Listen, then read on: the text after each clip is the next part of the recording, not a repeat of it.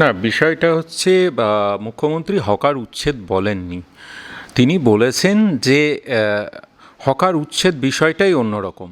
তাদেরকে কোথাও একটা ব্যবস্থা করে দেওয়া হবে এবং তারপরেই সেই জায়গাগুলো ছেড়ে দিতে বলছেন, কারণ তাতে সাধারণ মানুষের রাস্তাঘাটে চলাফেরা করতে যে অসুবিধা হয় সেই অসুবিধা যাতে না হয়। আজকের কলকাতা শহর বিদেশের বা অন্যান্য উন্নত দেশের অন্যতম যে শহরগুলো, ভালো শহরগুলো, তার সঙ্গে কিন্তু একই আসনে থাকবে, কোনো কোনো ক্ষেত্রে তার থেকেও ভালো জায়গায় আছে। আমাদের নেত্রী বা আমাদের সর্বভারতীয় সাধারণ সম্পাদক 21শে জুলাইয়ের মঞ্চ থেকেও বলেছেন যে কেউ যদি অন্যায় করে তাহলে কাউকে রেয়াত করা হবে না, এবং এর বিভিন্ন উদাহরণ আমরা সাম্প্রতিককালে দেখেছি। তথা রেলমন্ত্রী, তিনি রেলমন্ত্রীর থেকে রেলমন্ত্রী হিসাবেই বেশি পরিচিত ভারতবর্ষের মানুষের কাছে। কোথাও অ্যাক্সিডেন্ট হলেই, দুর্ঘটনা হলেই তিনি আগে চলে যান, ক্যামেরাম্যানকে বলেন রেডি টেক অ্যাকশনস বলে তিনি শুরু করে দেন তার রিল বানানো। তাদের ইমিডিয়েট এই রেলমন্ত্রীর পদত্যাগ করা উচিত, ইমিডিয়েট নরেন্দ্র মোদীর পদত্যাগ করা উচিত। এই সরকার চলবে না, তারা জোর করে টানার চেষ্টা করছেন। দাদা, কয়েকদিন আগে মুখ্যমন্ত্রী মমতা বন্দ্যোপাধ্যায় নবান্ন থেকে বৈঠক করেছিলেন এবং হকার উচ্ছেদের নির্দেশ দিয়েছিলেন, এবং তারপর সেই নির্দেশের মোতাবেক আমরা দেখেছিলাম যে বহু জায়গায় হকার উচ্ছেদ হচ্ছিল। আজকে যে চিত্র কলকাতায় দেখা গেল যে হকার উচ্ছেদ করতে গিয়ে শাসক দলের শাসানিতে পড়তে হলো পুরো আধিকারিককে, কিভাবে দেখছেন বিষয়টা? না, বিষয়টা হচ্ছে মুখ্যমন্ত্রী হকার উচ্ছেদ বলেননি। তিনি বলেছেন যে হকার উচ্ছেদ বিষয়টাই অন্যরকম। বিভিন্ন সময় দেখা যাচ্ছে যে রাস্তার ফুটপাত দখল হয়ে যাচ্ছে এবং বেআইনিভাবে দখল হয়ে যাচ্ছে। সেটার জায়গায় যারা ব্যবসা করতে চান সঠিকভাবে তাদেরকে তাদের পুনর্বাসন দেওয়া হবে আগে, অর্থাৎ তাদেরকে কোথাও একটা ব্যবস্থা করে দেওয়া হবে এবং তারপরেই সেই জায়গাগুলো ছেড়ে দিতে বলছেন, কারণ তাতে সাধারণ মানুষের রাস্তাঘাটে চলাফেরা করতে যে অসুবিধা হয় সেই অসুবিধা যাতে না হয়। এখন একটা ঝকঝকে শহর, আমরা রাস্তা দিয়ে যখন যাই, এমনকি বিদেশ থেকেও যারা আসেন, আজকের কলকাতা শহর বিদেশের বা অন্যান্য উন্নত দেশের অন্যতম যে শহরগুলো, ভালো শহরগুলো, তার সঙ্গে কিন্তু একই আসনে থাকবে, কোনো কোনো ক্ষেত্রে তার থেকেও ভালো জায়গায় আছে হয়, এবং তার সঙ্গে দাঁড়িয়ে রাজ্যের বিনিয়োগ, রাজ্যের পর্যটন, বিভিন্ন কিছু জড়িয়ে আছে। তো সেই বিষয়টা গুরুত্বপূর্ণ, যেটা মাননীয় মুখ্যমন্ত্রী মমতা বন্দ্যোপাধ্যায় নজর দিয়েছিলেন ক্ষমতায় আসার পর থেকে, এবং আজকে একটা জায়গায় পৌঁছানো গেছে। সেই বিষয়টাকে যাতে নষ্ট না করা হয় তার জন্যেই তিনি বলেছেন যে যারা আছেন, আমরা কাউরির রুটি রুজি রোজগার সেইগুলো বন্ধ করতে চাই না। রাদার আমাদের মুখ্যমন্ত্রী, মানবিক মুখ্যমন্ত্রী, সবসময়তেই প্রান্তিক মানুষের পাশে থাকার চেষ্টা করেছেন। এক্ষেত্রেও তাই। কোনো কোনো ক্ষেত্রে অতি উৎসাহী হয়ে বিভিন্ন জায়গায় বিভিন্ন লোকজন, বিভিন্ন স্তরের লোকজন হয়তো তার যে নির্দেশ সেটা ঠিকমতো বুঝতে না পেরে অন্যরকম ঘটনা ঘটিয়েছেন, কিন্তু তিনি পরিষ্কার করে দিয়েছেন যারা কাজ করবেন তাদের কাজ করার জায়গা করে দেওয়া হবে, এবং তারপরে রাস্তাগুলোর যে বিভিন্ন জায়গায় দখল হয়ে আছে সেই দখলগুলো যাতে বেআইনিভাবে না হয় সেই জায়গাটাও নজর রাখতে হবে। এবং দুর্ঘটনা ঘটতে পারে, দুর্ঘটনা ঘটলে সেটা আরও খারাপ পর্যায়ে পৌঁছাতে পারে, সেই জায়গাটা যাতে না থাকে তার জন্যেই তার এই নির্দেশ। আচ্ছা, এই যে শাসক দলের কর্মী হয়ে এইভাবে একজন পুরো আধিকারিকের ওপরে ঘটনা ঘটছে, তারা হামলা চালাচ্ছেন বা যাই করছেন, তো সেই জায়গায় তার একটা শাসক দলের কর্মীর তো করে একটা মানে মানে কিছু তো ব্যবস্থা চাইছেন না, এই বিষয়টা নিশ্চিতভাবে খতিয়ে দেখা হচ্ছে যে কোন প্রেক্ষিতে কী ঘটনা ঘটেছিল, সেই পুরকর্মীর কী ভূমিকা ছিল, বা তথাকথিত আমাদের দলের সেই নেতার কী ভূমিকা ছিল, সেইটা খতিয়ে দেখেই নিশ্চিতভাবে ব্যবস্থা নেওয়া হবে। কেউই আইনের ঊর্ধ্বে নন। আমাদের নেত্রী বা আমাদের সর্বভারতীয় সাধারণ সম্পাদক 21শে জুলাইয়ের মঞ্চ থেকেও বলেছেন যে কেউ যদি অন্যায় করে তাহলে কাউকে রেয়াত করা হবে না, এবং এর বিভিন্ন উদাহরণ আমরা সাম্প্রতিককালে দেখেছি। সুতরাং পুরো ব্যাপারটাই তদন্ত করে দেখা হচ্ছে, যার দোষ থাকবে তাকে রেয়াত করা হবে না। আচ্ছা দাদা, আমরা প্রায় 1.5 মাস আগে দেখেছিলাম জলপাইগুড়ি রাঙ্গাপানিতে ট্রেন দুর্ঘটনা। আজকে আবারও সেই একই দৃশ্য দেখা গেল। না, আজকে কেন, গতকালকেই হয়েছে, অর্থাৎ পরশুদিন রাত্রিবেলায় হয়েছে, মানে গতকাল একদম ভোরবেলায় সেই নিয়েও হয়েছে। গত 7 দিনই এই নিয়ে 14টা দুর্ঘটনা হলো। রেলমন্ত্রী তথা রেলমন্ত্রী, তিনি রেলমন্ত্রীর থেকে রেলমন্ত্রী হিসাবেই বেশি পরিচিত ভারতবর্ষের মানুষের কাছে। কোথাও অ্যাক্সিডেন্ট হলেই, দুর্ঘটনা হলেই তিনি আগে চলে যান, ক্যামেরাম্যানকে বলেন রেডি টেক অ্যাকশনস বলে তিনি শুরু করে দেন তার রিল বানানো। ঠিক দায় এবং দায়বদ্ধতা থাকে মানুষের প্রতি, কারণ মানুষের ভোটে জিতে তিনি জনপ্রতিনিধি হয়েছেন। এই মোদি সরকারের আমলে সেই দায়বদ্ধতাটাই তারা ভুলে গেছেন।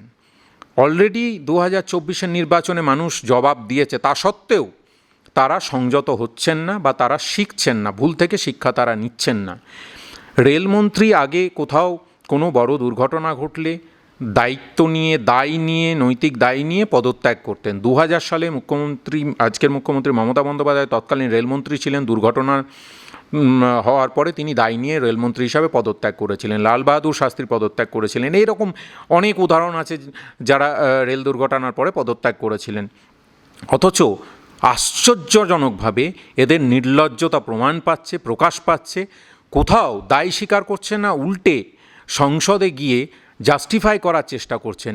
উনি রাজনৈতিকভাবে বিভিন্ন রাজ্যের যে আগামী নির্বাচন তার দায়িত্বে আছেন, বিজেপির পক্ষ থেকে থাকতেই পারেন, কিন্তু এই পার্ট টাইম রেলমন্ত্রীকে দিয়ে দেশের রেল ব্যবস্থা হচ্ছে লাইফলাইন, সেই লাইফলাইনকে ব্যাহত করার অধিকার ভারতবর্ষের 140 কোটি মানুষ নরেন্দ্র মোদী সরকারকে দেয়নি। অত্যন্ত লজ্জার বিষয়, দুঃখের বিষয়, তারা নীতিহীন, দায়বদ্ধতাহীন একটা নড়বড়ে সরকার জোর করে টেনে নিয়ে যাচ্ছেন। তাদের ইমিডিয়েট এই রেলমন্ত্রীর পদত্যাগ করা উচিত, ইমিডিয়েট নরেন্দ্র মোদীর পদত্যাগ করা উচিত। এই সরকার চলবে না, তারা জোর করে টানার চেষ্টা করছেন। যখন প্রতিনিয়ত সাধারণ মানুষের প্রাণহানি হচ্ছে, আজকের দিনে কেউ ট্রেনে চাপার আগে ভাবছেন ইন্স্যুরেন্সটা করিয়ে নেওয়া উচিত, কারণ তিনি আর ফিরবেন কি না তার কোনো গ্যারেন্টি নেই। সেই জায়গায় দাঁড়িয়ে নরেন্দ্র মোদী সরকার তারা স্বপ্ন দেখাচ্ছেন বন্দে ভারতের, তারা স্বপ্ন দেখাচ্ছেন বুলেট ট্রেনের। আমরা এই ধরনের উন্নয়নের বিরোধী নয়, কিন্তু যে স্বপ্ন তারা দেখাচ্ছেন তার কোনো ভিত্তি নেই। যে দেশের মানুষের নিত্য নৈমিত্তিক যাত্রার জন্য যে রেল, তার সুরক্ষা দিতে পারে না। প্রায় 3 লক্ষ ভ্যাকেন্সি পড়ে আছে এবং তার অধিকাংশই হচ্ছে সুরক্ষার সংক্রান্ত যে ভ্যাকেন্সি সেইগুলো। সেখানে প্রত্যেক দিন ট্রেন অ্যাক্সিডেন্ট হচ্ছে, হাজার হাজার মানুষ মারা গেছেন গত 5 বছরে। তারপরে তারা যেটা হবে না সেইটা নিয়ে হচ্ছে মাথা ঘামাচ্ছেন, কারণ তারা মনে করেন যে আসলে দেশটা হচ্ছে বড়লোকদের, দেশটা হচ্ছে যাদের পয়সা আছে তাদের। কিন্তু গরিব, সাধারণ, খেটে খাওয়া মধ্যবিত্ত মানুষ যারা দিন আনি দিন খাই করে চালান, যারাই দেশের বড় অংশের প্রতিনিধি, তাদের জীবনের দাম এই নরেন্দ্র মোদী সরকারের কাছে নেই, এই মোদী সরকারের কাছে নেই, বিজেপির কাছে নেই। তারা শুধুমাত্র বড় লোকদের পিছনে তেল লাগানোর জন্য ব্যস্ত হয়ে আছেন, কিন্তু আদতে সাধারণ মানুষের জীবনের কোনো মূল্য তাদের কাছে নেই। ঠিক এই পরিস্থিতিতে একটা কথা আমার বারে বারে উঠে আসছে, যেখানে আমরা দেখতে সংসদ থেকে একেবারে সাংবাদিকদের মুখোমুখি হয়ে একটা শব্দ বারবার উঠে আসছে, বঙ্গভঙ্গ করা। কোথাও আমরা দেখছি রাজ্যের 2টি জেলা, পাশাপাশি বিহারের 3টি জেলা নিয়ে একটা কেন্দ্রশাসিত অঞ্চল করার জন্য দাবি উঠছে সংসদে। আবার কখনো দেখছি ওয়াকআউট হয়ে আসছে। আবার সেই নিয়ে শাসক দলের তরফ থেকে সোমবার একটা প্রস্তাব আনার সিদ্ধান্ত নেওয়া হচ্ছে, বিজেপিও সেখানে যোগদান করবে বা তারাও আলোচনায় থাকবে। কিভাবে দেখছেন এই বঙ্গভাগকে? প্রথম কথা হচ্ছে, বিজেপি ইতিহাস জানে না, ভারতবর্ষের সংগ্রামের ইতিহাস জানে না, কারণ তারা কোনোদিন কোনো সংগ্রামে যুক্ত ছিল না। তাদের পূর্বপুরুষরা ব্রিটিশদের হয়ে দালালি করত। তারা এই ভারতবর্ষের মর্ম কি বুঝবে? তারা ভারতের স্বাধীনতা আন্দোলনের মর্ম কি বুঝবে? তারা কিভাবে বুঝবে যে ভারতবর্ষের অসংখ্য মানুষের প্রাণের বলিদানের ফলে অর্জিত এই স্বাধীনতা? তাদেরকে বুঝতে হবে ভারতবর্ষের যে 2টি প্রদেশ স্বাধীনতা আন্দোলনে সবথেকে বেশি ভূমিকা নিয়েছিল, তার মধ্যে হচ্ছে পাঞ্জাব এবং বাংলা, অবিভক্ত বাংলা। এবং ব্রিটিশরা সেটা বুঝতে পেরেই ভারতবর্ষের মেরুদণ্ডকে ভেঙে দেওয়ার জন্য এই 2টো প্রদেশকে ভেঙে দেয়। এবং তার যে ক্ষত, সেই ক্ষত এখনও আমরা বয়ে নিয়ে চলেছি। আমরা জানি যে ভাইয়ের থেকে ভাইকে সরিয়ে নিলে কি জ্বালা বুকে নিয়ে চলতে হয়। এটা তো বিজেপি বুঝবে না, সেটাই স্বাভাবিক। তারা তো ইতিহাস জানে না, তারা ইতিহাস থেকে তৈরি হয়নি। কিন্তু অদ্ভুতভাবে এটা মাথায় রাখতে হবে যে বাংলা কাদের বাংলা? এই বাংলা নেতাজি সুভাষচন্দ্র বোসের বাংলা, এই বাংলা দেশবন্ধু চিত্তরঞ্জনের বাংলা, এই বাংলা প্রীতিলতা ওয়েদ্দেদারের বাংলা, এই বাংলা মাতঙ্গিনী হাজরার বাংলা। এবং আজকে এক মহিয়সী নারীর প্রয়াণ দিবস, বেলা বোস, না অঞ্জন দত্তের বেলা বোস নয়, ইনি হচ্ছেন বেলা বোস মিত্র, অর্থাৎ আমাদের বর্তমান যিনি ডক্টর অমিত মিত্র আছেন তার মা, শ্রদ্ধেয়া মা এবং নেতাজির ভাইজি। তিনি ওই বয়সে, একদম তরুণ বয়সে আজাদ হিন্দ ফৌজে কাজ করতেন, নিজেকে উৎসর্গ করে দিয়েছিলেন। তাদের বাংলা, সেই বাংলাকে ভাগ করার কথা তো দূরের কথা, যদি ভাবনা চিন্তাতেও আসে, বাংলার মানুষ তাদেরকে বুঝিয়ে দেবে আগামী দিনে কি হতে চলেছে। 1 ইঞ্চি জমিও ছাড়া হবে না বাংলা থেকে। বাংলার সংস্কৃতি, বাংলার ভৌগোলিক অবস্থান, বাংলার ঐতিহ্যের ওপর যদি বিজেপি আঘাত আনার চেষ্টা করে, তাহলে বাংলার 10 কোটি মানুষ বিজেপিকে বুঝিয়ে দেবে ভারতবর্ষ থেকে তাদেরকে উচ্ছেদ করবে। ব্রিটিশদেরকে একসময় ভারতবর্ষ থেকে তাড়িয়ে দেওয়া হয়েছিল, রাজনৈতিকভাবে বিজেপিকেও এই বাংলা তথা ভারতবর্ষ থেকেই চলে যেতে হবে। এটা যদি তারা করতে থাকে, তারা মূর্খের স্বর্গে বাস করছে। তারা ভাবছে বাংলা যেহেতু সভ্য ভদ্র জাতি, তার জন্য তারা তাদের দুর্বলতা ভাবছে। কিন্তু বাংলার যে স্বাধীনচেতা মনোভাব, বাংলার যে প্রগতিশীলতা, বাংলার যে বিপ্লবী চেতনা, সেটা বিজেপি জানে না। সেই জন্যেই বাংলার মাটি যে শক্ত ঘাঁটি, সেটা বিজেপির পক্ষে বোঝা সম্ভব হচ্ছে না। তারা সবে তো মৌচাকে ঢিলটা মারার চেষ্টা করছে। এর পরের ফল আগামী দিনে বিজেপির সেই সব নেতাকে দেখতে হবে। তারা আদৌ বাড়িতে থাকতে পারবেন কিনা বাংলার মানুষ যদি খেপে যায়, সেটা চিন্তার বিষয়। আচ্ছা, এই রাজ্যে রোহিঙ্গাদের অনুপ্রবেশ কিন্তু বাড়ছে, তার ফলে ডেমোক্রেসি চেঞ্জ হওয়ার বা পরিবর্তন হওয়ার একটা চিন্তা ভাবনা করছেন, মানে ভাবছেন এই বিজেপি থেকে শুরু করে নিশিকান্ত দুবে যে তথ্যটা তুলেছিলেন।